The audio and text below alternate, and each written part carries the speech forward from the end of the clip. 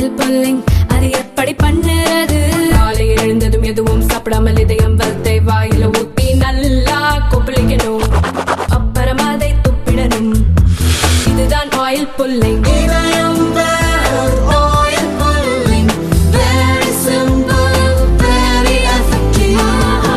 மத்திய அரசின் நிதி உதவி திட்டங்களுக்கான பங்குத் தொகையை சரியான நேரத்தில் விடுவிக்க வேண்டும் என மத்திய மகளிர் மற்றும் குழந்தைகள் மேம்பாட்டுத்துறை அமைச்சர் அன்னபூர்ணா தேவிக்கு தமிழக முதல்வர் ஸ்டாலின் கடிதம் எழுதியுள்ளார்.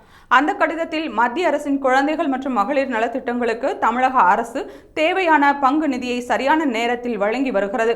ஆனால் மத்திய அரசு தனது பங்குத் தொகையை தாமதமாக வழங்குவதால் தமிழக அரசு அந்த தொகையை முறையாக பயன்படுத்த முடியாத நிலை உருவாகியுள்ளது. பிரதான் மந்திரி மாற்று வந்தனா யோஜனா திட்டத்திற்காக ஒதுக்கப்பட்ட 304 கோடி ரூபாயில் மத்திய அரசின் பங்குத் தொகையான 184 கோடி ரூபாயை இதுவரை வழங்கப்படாததால் பயனாளிகளின் வங்கிக் கணக்குகளில் பணம் வரவு வைக்க இயலவில்லை என்று கூறியுள்ளார்.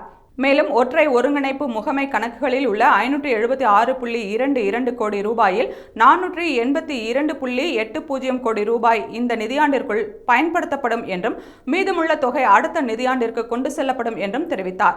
ஆனால் தமிழக நலத்திட்டங்களை சிறப்பாக செயல்படுத்த மத்திய அரசு தனது பங்குத் தொகையை அந்தந்த நிதியாண்டிற்குள் வழங்க வேண்டும் என முதல்வர் வலியுறுத்தியுள்ளார்.